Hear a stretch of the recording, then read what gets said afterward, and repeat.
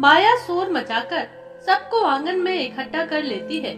घबराती हुई श्यामा देवी पूछती है, क्या हुआ बहू, तुम इतना तेज चिल्ला क्यों रही हो? माया कपड़े धोने की मोगरी उठाकर अपनी ननद रोहिणी को पीटने लगती है। आ भाभी मत मारो, बहुत तेज लग रही है। श्यामा देवी बहू के आगे हाथ जोड़कर कहती है, बहू रोहिणी को मत मारो, हड्डी बड्डी टूट जाएगी। इतनी बड़ी लड़की को मोगरे से पीट रही हो, छोड़ दो माया, मेरी बेटी को छोड़ दो, मैं तुम्हारे आगे हाथ जोड़ती हूँ।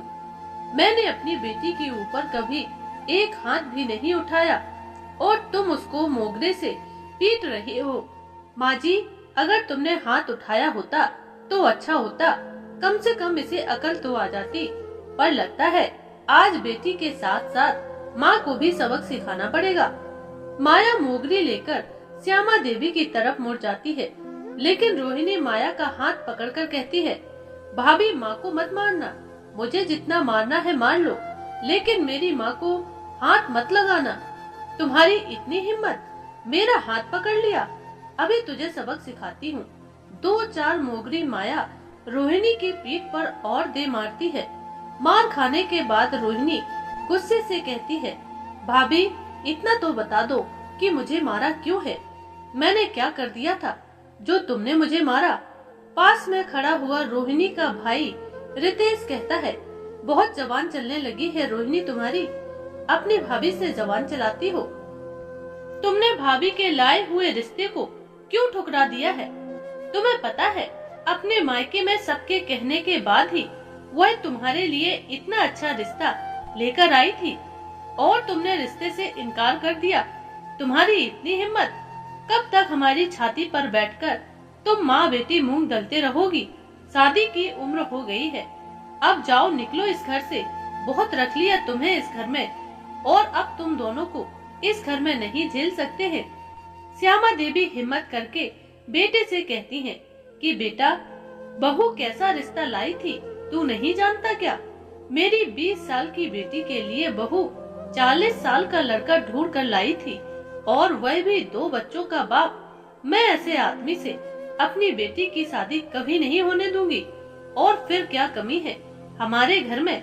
रोहिणी के पिताजी सब कुछ तो छोड़ गए हैं, घर मकान सब कुछ तो है, तो क्यों मैं अपनी बेटी की शादी ऐसे घर में करूं जहां बेटी और दामाद की उम्र में 20 साल का फर्क हो? मैं अपने जीते जी ऐसा नहीं होने दूंगी। बुढ़िया तेरे पैर कवर में लटके हुए हैं, फिर भी फालतू की बातें करती रहती है।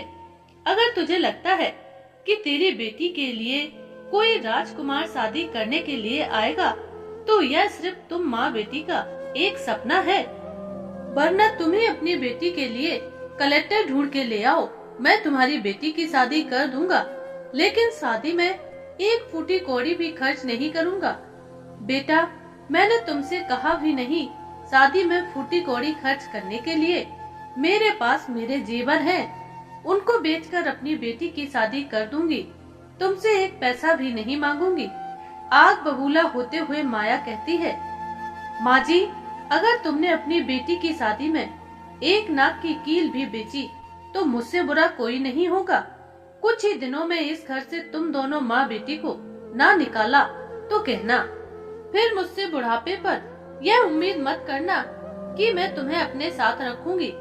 अगर बेटी के लिए जेवर बेचोगी तो बेटी के साथ ही दहेज में चली जाना। धमकी देकर माया अपने कमरे में चली गई। श्यामा देवी अपनी बेटी को हाथ का सहारा देकर उठाकर कमरे में लेकर गई। आज उन्हें वह खुद को बहुत ही बेबस महसूस कर रही थी। बेटी की तरफ नजरें उठाकर देखा तो बेटा भी मुंह बनाकर यह कहते हुए कमरे में चला गया कि एक दिन तुम दोनों माँ बेटी को इस घर से निकाल दूंगा। तुम दोनों की चिक चिक से मैं परेशान हो गया हूँ। रोहिणी इतनी छोटी भी नहीं है कि अपनी भाभी के हिसाब से घर में काम ना कर सके। जब उसने कुछ काम दिया था तो क्या ठीक से नहीं कर सकती थी? भैया भाभी ने कोई काम नहीं दिया था, बस मैंने अपनी सिलाई के पैसे उन्हें देने से इनकार कर दिया। इसी वजह से उन्होंने अपनी सारी गुस्सा मुझ पर निकाल दी, वरना घर के काम का तो एक बहाना था। देख लो, घर के सारे काम मैंने कर दिए हैं। देख रही हो माँ, भाभी के साथ साथ रोहिणी भी मुझे जवाब देने लगी है। इसको कमरे में लेकर जाओ, नहीं तो अब मेरे हाथ से थप्पड़ खा जाएगी। चलो बेटा, मत बोलो, अगर बोलोगी तो शरीर को ही तकलीफ मिलेगी। चलो अपने कमरे में बैठते हैं। माँ, हम भाई भाभी की जातियों को कब तक बर्दाश्त करते रहेंगे? कब तक हम अपने ही घर में उनके हिसाब से रहेंगे? अगर यह घर उनका है तो आपका भी तो है। उन्होंने तो इस घर को नहीं बनवाया है। और माँ, मैं भी आपकी दवाइयों के खर्चे निकाल ही लेती हूँ और छोटे मोटे सारे खर्चे मैं ही करती हूँ। अपनी फीस मैं ही भरती हूँ। भैया तो आपके लिए एक गोली भी खरीद कर नहीं लाते हैं। फिर क्यों उनकी इतनी बातें सुनना? क्यों भाभी खरी खोटी सुनाती रहती हैं? श्यामा देवी कहती हैं, बेटा, अपना घर छोड़कर हम कहाँ जाएंगे, कहाँ रुकेंगे, कहाँ अपना सर छुपाएंगे? बहू बेटे के साथ रहने में ही हमारी भलाई है। भाई भाभी के व्यवहार से रोहिणी तिल मिलाकर रह जाती है। करना तो बहुत कुछ चाहती है, मन तो करता है कि आज के आज ही भाई भाभी का घर छोड़ दे, लेकिन कहाँ जाएंगे? माँ की भी तबीयत ठीक नहीं रहती और मैं भी अभी इतने पैसे नहीं कमाती कि घर छोड़कर बाहर किराए से कमरा लेकर घर के खर्चे चलाकर रह सकूं। श्यामा देवी अपनी बेटी की कमर पर दवाई लगाकर मालिश कर देती हैं और कहती हैं, अब घर के सारे काम मैं करूंगी, तुझे करने की जरूरत नहीं है। जब तक तेरे हाथ पैरों के नील ठीक नहीं हो जाएंगे तब तक कहीं नहीं जाएगी, सिलाई भी नहीं करेगी। कैसी बातें कर रही हो माँ?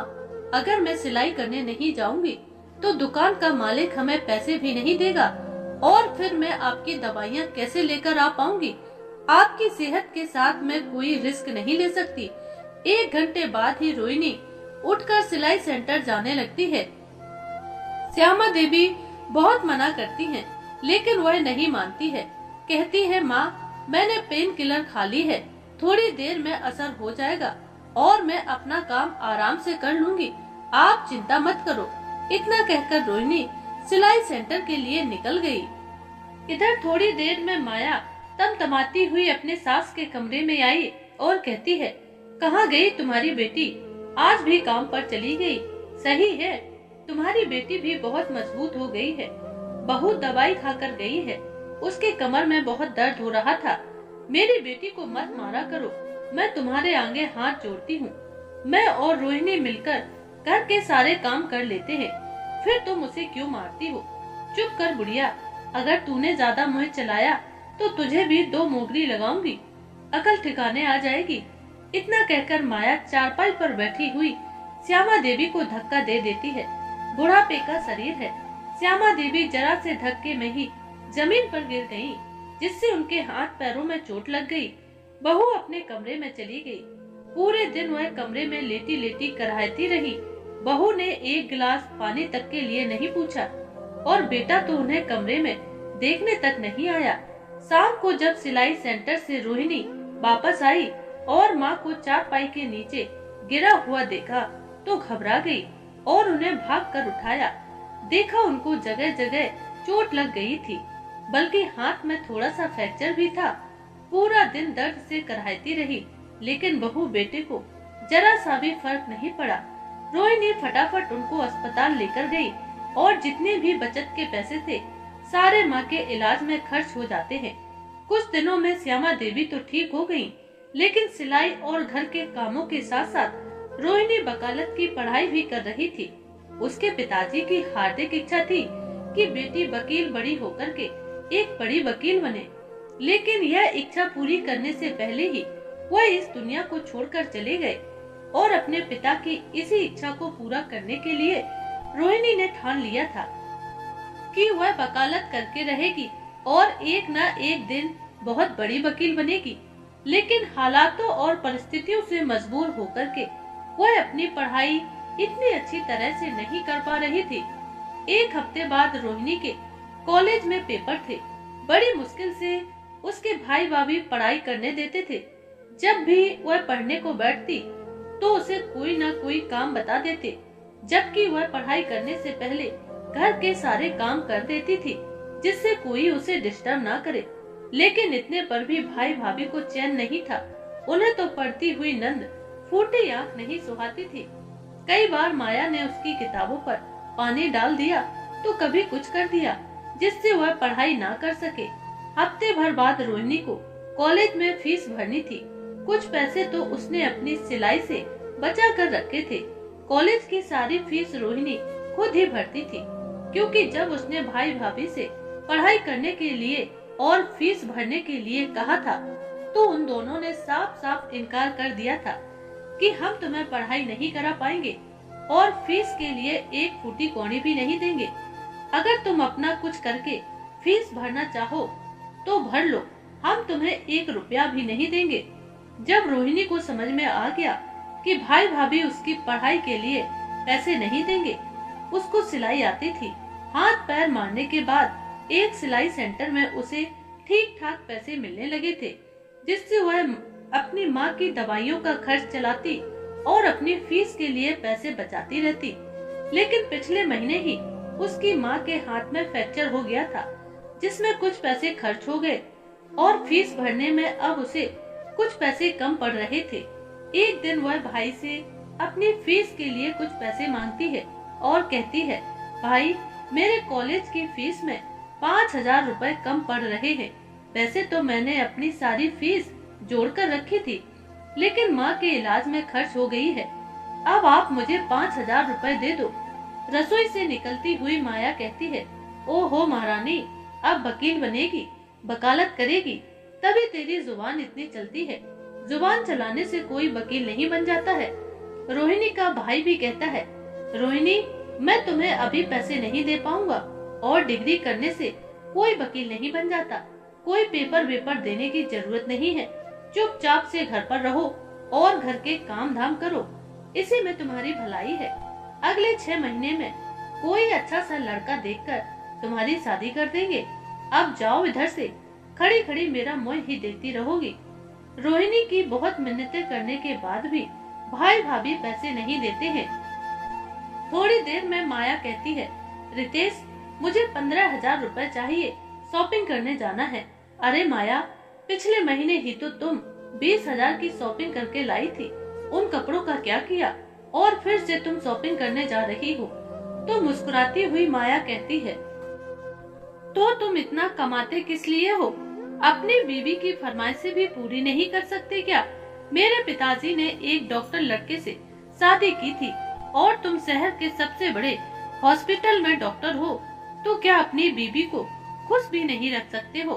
15,000 रुपए जेब से निकालते हुए रितेश कहता है, अरे डार्लिंग, मैं तो मजाक कर रहा था। 15 की जगह तुम 20 ले लो, पर ऐसे नाराज मत हुआ करो। जब तुम नाराज होती हो तो मुझे बिल्कुल भी अच्छा नहीं लगता।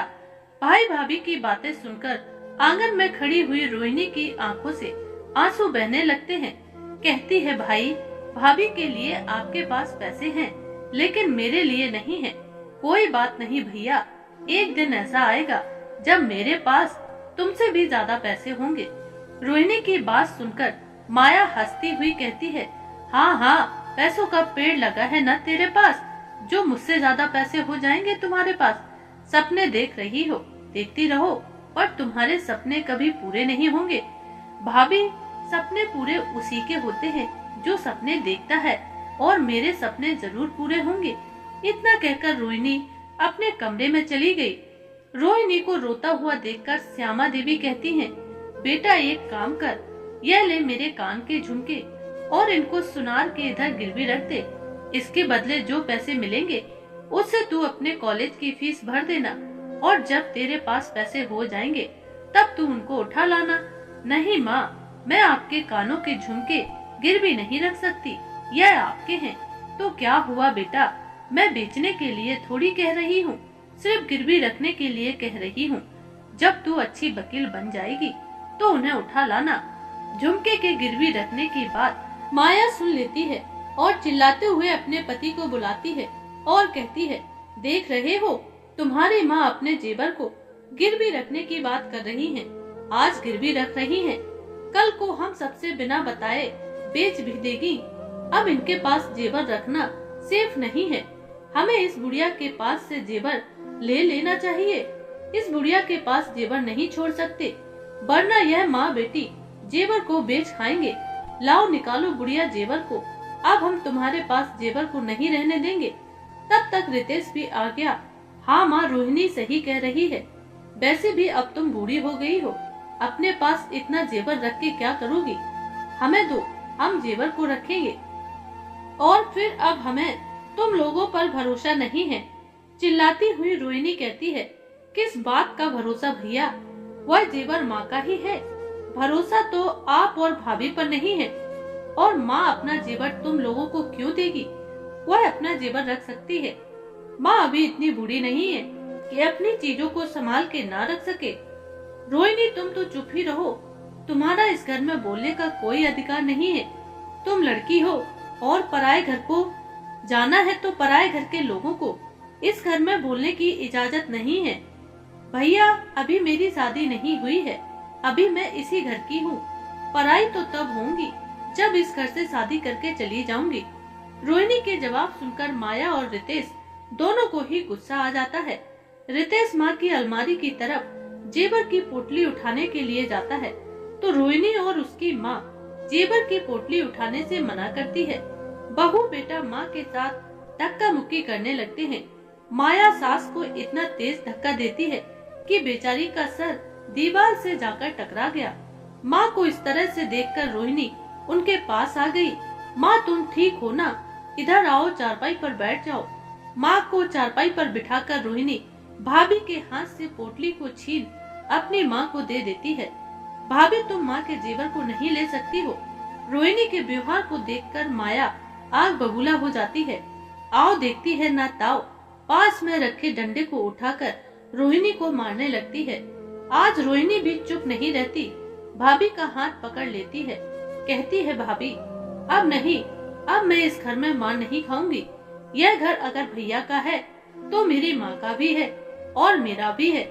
जब तक मेरी शादी नहीं हुई है तब तक यह घर मेरा भी है और तुम लोगों से ज्यादा हक इस घर पर मेरी माँ का है।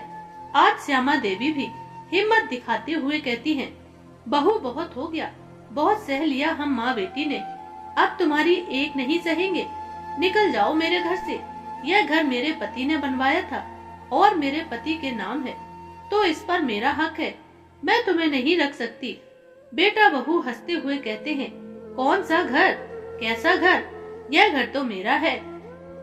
माया जरा अलमारी से घर के कागजात निकाल कर लाना, इन दोनों माँ बेटी को दिखाते हैं, वरना इन दोनों को भरोसा ही नहीं होगा। माया जल्दी से घर के कागजात लेकर आती है और रोहिणी को दिखाती है। सच में घर बहू माया के नाम पर था। घर के कागजात बहू के नाम देखकर श्यामा देवी के होश उड़ जाते हैं। रोहिणी को भी समझ में नहीं आता है कि यह सब कैसे हुआ। यह घर तो मेरे पापा के नाम पर था, फिर भाभी के नाम कैसे हो गया? जब कुछ समझ में नहीं आता है तो श्यामा देवी पूछती हैं कि यह सब कैसे हुआ और तुमने यह घर बहू के नाम कब कराया? माया मुस्कुराती हुई कहती है, जब बूढ़े ससुर जी अस्पताल में अपनी आखिरी सांसें गिन रहे थे, उसी समय हम दोनों ने अस्पताल के बिल के कागजों के नाम पर उनसे इन घर के कागजातों पर दस्तखत करवा लिए थे और तभी से यह घर मेरा है। चलो अच्छा है, मरते समय बुड्ढे की याददाश्त कमजोर हो गई थी, जिससे उसने कागजों पर ध्यान ही नहीं दिया कि यह कागज अस्पताल के बिल के नहीं बल्कि घर के कागजात हैं और उन्होंने जाते जाते यह घर मेरे नाम कर दिया। भाभी की बात सुनकर के रोहिणी धम्म से जमीन पर बैठ जाती है। उसे तो अभी तक यही लगता था कि इस घर पर उसकी माँ का हक है, लेकिन यह क्या हो गया? श्यामा देवी कहती हैं, बेटा तू इतना नीचे गिर गया, मुझे तो इसका अंदाजा ही नहीं था। तूने अपने ही पिता के साथ धोखा किया और अपनी माँ के साथ भी धोखा किया। क्या कमी रखी थी मैंने तुम्हारे लिए, क्या नहीं किया था? पालन पोषण से लेकर खिलाने पिलाने तक, पढ़ने लिखने तक सब कुछ तो तुम्हारे लिए किया था और बाद में यह सब तुम्हारे लिए ही था। तो फिर अभी से धोखा देकर मेरे पति से यह सब कुछ क्यों छीन लिया? हाँ भैया, मेरी शादी हो जाती तो मैं तो शादी के बाद ससुराल चली जाती, मुझे तो कुछ लेना देना नहीं था। फिर आपने धोखा क्यों दिया? मम्मी पापा के साथ धोखा क्यों किया? रोहिणी, मैं तुम्हारे फालतू के सवालों का जवाब देना जरूरी नहीं समझती। अब एक काम करो, जब तुम्हें पता चल ही गया है यह घर मेरा है, तो मैं अब तुम लोगों को इस घर में नहीं रख सकती हूँ। निकल जाओ मेरे घर से। एक पल भी इस घर में मैं तुम दोनों को बर्दाश्त नहीं करूँगी। जल्दी से अपना सामान पैक करो और निकल जाओ, वरना मुझे धक्के मारकर इस घर से निकालना पड़ेगा और तुम दोनों कुछ नहीं कर पाओगी। श्यामा देवी के हाथ में रखी हुई जेवर की पोटली माया झटक कर छुड़ा लेती है और बहू बेटा दोनों ही कमरे से निकल गए। कमरे में बैठी हुई माँ बेटी आज खुद को ठगा सा महसूस कर रही हैं। श्यामा देवी को लग रहा है कि आज उनके ही बेटे ने उन्हें ठग लिया है। जिस बेटे के लिए उन्होंने इतना कुछ किया है, उस बेटे ने इतना बड़ा धोखा दे दिया, मेरा सब कुछ छीन लिया और अब वह इस घर से भी निकाल रहा है। दूसरे दिन ही माया श्यामा देवी और रोहिणी को घर से बाहर निकाल देती है। कहने को तो रितेश शहर का बहुत बड़ा डॉक्टर था, लेकिन वह एक बहुत ही बुरा बेटा और बड़ा भाई था, साथ ही साथ लालची भी था। माँ और बहन को घर से निकाले हुए 3 साल हो गए। एक दिन रितेश के घर पर बैल बजती है। माया बाहर आकर देखती है तो 2 पुलिस वाले खड़े हैं, जिन्हें देखकर वह घबरा जाती है। पुलिस वाले उसे एक कागज देते हैं और कहते हैं, यह कागज कोर्ट की तरफ से आया है, अच्छे से पढ़कर कल कोर्ट में आना है। माया रितेश के पास कोर्ट के कागज ले जाती है तो रितेश उनको पढ़ता है। उसके पैरों के नीचे से जमीन निकल जाती है। यह कैसे हो सकता है? यह संभव नहीं है। क्या हुआ रितेश? तुम इतने घबराए हुए क्यों लग रहे हो? माया, इस घर को खाली करने का नोटिस आया है और इसमें यह भी नहीं लिखा है कि नोटिस किसने भेजा है। ओहो, तुम क्यों इतना परेशान होते हो? यह घर तो हमारा है और कोई इस पर नोटिस क्यों भेजेगा? तुम भी छोटी छोटी बातों में परेशान हो जाते हो। और वैसे भी आज हम लोगों को तुम्हारे हॉस्पिटल के डायरेक्टर साहब के बेटे की एंगेजमेंट में चलना है। जल्दी से तैयार हो जाओ।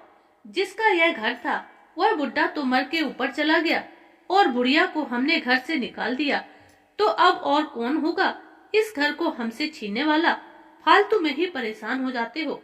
हाँ, तुम ठीक कह रही हो माया, हमें यह फालतू की चीजों का ध्यान नहीं देना चाहिए। बस मैं 5 मिनट में नहा कर आया, उसके बाद अच्छे से रेडी होकर चलेंगे। तुम भी अपनी सबसे महंगी वाली साड़ी पहनना, क्योंकि हमारे ऑफिस के डायरेक्टर सर के बेटे की एंगेजमेंट है। सुना है डायरेक्टर सर ने शहर के सभी नामी लोगों को बुलाया है। हम भी किसी से कम नहीं लगने चाहिए। दोनों लोग तैयार होकर के निकल जाते हैं।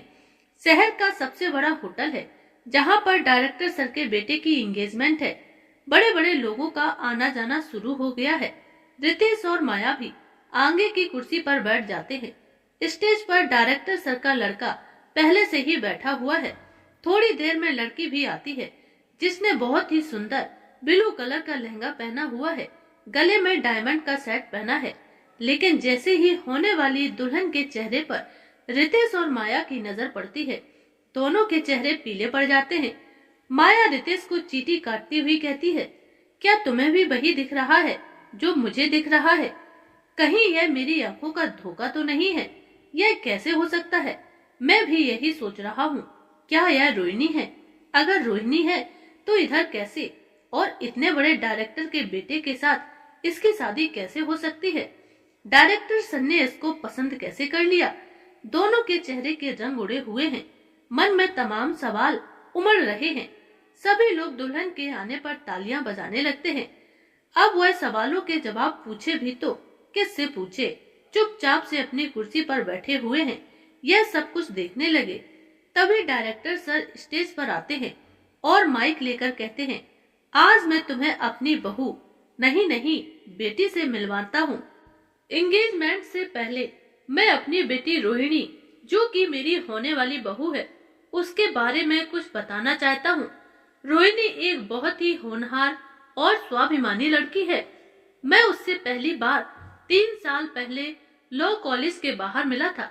दरअसल मैं अपने दोस्त के बेटे का एडमिशन करवाने के लिए उस कॉलेज में गया था। कॉलेज के बाहर रोहिणी और उसकी माँ उदास बैठे हुए थे।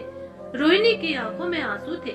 मैंने जब रोहिणी को देखा तो उससे पूछा, क्या हुआ बेटा, क्यों रो रही हो? उसने भी बिना झिझक किए अपनी सारी आप बीती बता दी। उसकी आंखों में मुझे पढ़ने की ऐसी चमक दिखाई दी जिसे देखकर मैंने उससे कहा, तू चिंता मत कर, मैं तुम्हारे बकाया पैसे भर दूंगा। मैंने रोहिणी के कॉलेज की फीस भर दी और उसे अपना कार्ड देते हुए कहा कि जब भी तुम्हें जरूरत पड़े मुझे फोन करके मेरी मदद मांग सकती हो। सर, मुझे मदद नहीं, कुछ काम चाहिए। अगर हो सके तो मुझे कुछ काम दे दो। मैं पैसे कमाकर अपना और अपनी माँ का खर्चा चलाना चाहती हूँ। रोहिणी की बात सुनकर मुझे बड़ा अच्छा लगा कि यह बहुत ही मेहनती और अपनी माँ का ध्यान रखने वाली लड़की है, बड़ों की इज्जत करने वाली है। इस शहर में मेरे 2 स्कूल भी चलते हैं। एक स्कूल में मैंने उसे टीचर की नौकरी दे दी। टीचर की नौकरी करके उसे इतने पैसे मिल जाते थे कि वह अपना और अपनी माँ का खर्चा आराम से चलाने लगी। रोहिणी के सरल स्वभाव और उसकी लगन को देखकर मैंने मन ही मन यह निर्णय ले लिया था कि मैं रोहिणी को ही अपने घर की बहू बनाऊंगा। एक दिन सही समय पर जब रोहिणी की माँ से मैंने अपने बेटे के रिश्ते की बात कही तो वह इस रिश्ते के लिए खुशी खुशी राजी हो गई और मुझे रोहिणी जैसी बहू मिल गई। मैं इस बात से बहुत खुश हूँ और पता है, रोहिणी अपनी मेहनत और लगन से आज शहर की बहुत बड़ी वकील बन गई है। अभी हाल में ही उसने अपने 2 बड़े बड़े केस जीते हैं। अब कुर्सियों पर बैठे हुए रितेश और माया को सारे सवालों के जवाब मिल चुके थे। उन्हें समझ में आ गया था कि शहर के सबसे बड़े अस्पताल के डायरेक्टर की बहू उनकी बहन रोहिणी बनने जा रही है, तो अब रोहिणी से हाथ मिलाकर चलने में ही भलाई है। माया कहती है, सुनो जी, रोहिणी डायरेक्टर की बहू बन जाएगी। तुम ऐसा करो, जल्दी से रोहिणी से जाकर बात करो। हो सकता है कुछ दिनों में डायरेक्टर साहब तुम्हारा प्रमोशन कर दे। आखिरकार तुम उनकी बहू के भाई हो, वह तुम्हें मना नहीं कर पाएंगे। सारा फंक्शन बहुत अच्छे से हो गया। फंक्शन में आए हुए मेहमान भी चले गए। माया मौका देखकर रोहिणी के पास जाती है और डायरेक्टर साहब से मुस्कुराते हुए कहती है, डायरेक्टर साहब, आपको पता नहीं होगा, हम रोहिणी के भाई भाभी हैं। अब तो हम दोनों रिश्तेदार हुए। क्या तुम दोनों रोहिणी के भाई भाभी हो? चौंकते हुए डायरेक्टर साहब ने कहा। तो मुस्कुराते हुए माया ने कहा, हाँ हाँ, अगर आपको भरोसा नहीं है तो रोहिणी से ही पूछ लो। रोहिणी हमारी बहन है और हम उसके भाई भाभी हैं। क्यों रोहिणी, तुम चुप क्यों हो? कुछ बोलती क्यों नहीं हो? दुल्हन के रूप में बैठी हुई रोहिणी से जब उसके भाई ने कहा तो डायरेक्टर साहब नाराज होते हुए कहते हैं, मुझे नहीं पता था कि तुम रोहिणी के भाई भाभी हो। अगर पता होता तो तुम दोनों को अपने बेटे की एंगेजमेंट में कभी नहीं बुलाता। तुम्हें क्या लगता है कि मुझे रोहिणी ने कुछ बताया नहीं होगा कि तुम दोनों ने उसके और उसकी माँ के साथ क्या व्यवहार किया है? मुझे सब कुछ पता है। निकल जाओ इस घर से, वरना सिक्योरिटी वाले को बुलाकर धक्के मार कर निकलवा दूंगा और कल मेरे अस्पताल से रिजाइन देने के लिए तैयार रहना। मैं तुम्हारे जैसे बदतमीज और बेरहम इंसान को अपने हॉस्पिटल में डॉक्टर के पद पर नहीं रख सकता हूँ। डायरेक्टर सर की बात सुनकर माया और रितेश घबरा जाते हैं। भागकर रोहिणी के पास गए और कहते हैं, रोहिणी, तुम्हें समझाओ ना डायरेक्टर सर को कैसी बहकी बहकी बातें कर रहे हैं। तुम्हारे भाई को नौकरी से निकालने की बात कर रहे हैं। अगर तुम मना करोगी तो वह नहीं निकालेंगे। भाभी, मैं तो कुछ नहीं कह सकती, यह पापा जी का निर्णय है। अगर उन्हें लगता है कि कोई इंसान उनके अस्पताल में रहने लायक नहीं है तो उन्हें उसको निकालने का पूरा हक है। मैं उनके काम में दखलंदाजी नहीं कर सकती हूँ। तभी नीचे कुर्सी पर बैठी हुई श्यामा देवी भी स्टेज पर आ गई और बहू बेटे को डांटते हुए कहती है, क्यों बहू, मैंने कहा था ना कि एक दिन मेरी बेटी के पास तुम दोनों से ज्यादा पैसे होंगे, तुम दोनों से ज्यादा नाम होगा। तो देखो, आज मेरी बेटी तुम दोनों से बहुत आगे है। मेरी बेटी आज शहर के इतने बड़े डॉक्टर के घर की बहू बनने जा रही है और वह शहर की इतनी बड़ी वकील भी बन गई है। अच्छा बेटा, तुम्हें घर खाली करने का नोटिस तो मिल ही गया होगा। मेरी बेटी वकील बन गई है ना, उसी ने घर को खाली कराने का नोटिस भेजा है, क्योंकि तुमने वह घर अपने पिता से धोखा देकर बहू माया के नाम करवाया था। तो अब तुम उस घर को खाली करने के लिए तैयार रहना, क्योंकि मेरी बेटी ने अभी हाल में ही बड़े बड़े केस जीते हैं। तो अब तुम भी घर को जितना जल्दी खाली कर दोगे उतना तुम्हारे लिए अच्छा है। आज माया और रितेश चारों खाने चित्त हो गए। एक तो नौकरी गई, दूसरा घर भी, और तीसरा अपनी माँ और बहन की शान शौकत देखकर उसके होश उड़ गए। उन्होंने तो सपने में भी नहीं सोचा था कि जिस माँ बहन को उन्होंने घर से थक्के मार करके बाहर निकाल दिया, वह डायरेक्टर के घर की बहू बन गई। लेकिन रितेश और माया ने जो किया, अब उन्हें उसी का ही फल मिल रहा है। रितेश की नौकरी, घर, सब कुछ चला जाता है। समय सभी का आता है, लेकिन हमें कभी भी अपने समय का दुरुपयोग नहीं करना चाहिए। अगर आज हम कमजोर को सताएंगे तो कल उस कमजोर का भी समय आएगा। तो दोस्तों, आपको हमारी आज की कहानी कैसी लगी? अगर पसंद आई हो तो कमेंट करके जरूर बताइएगा, और प्लीज चैनल को लाइक एंड सब्सक्राइब जरूर कर देना। धन्यवाद।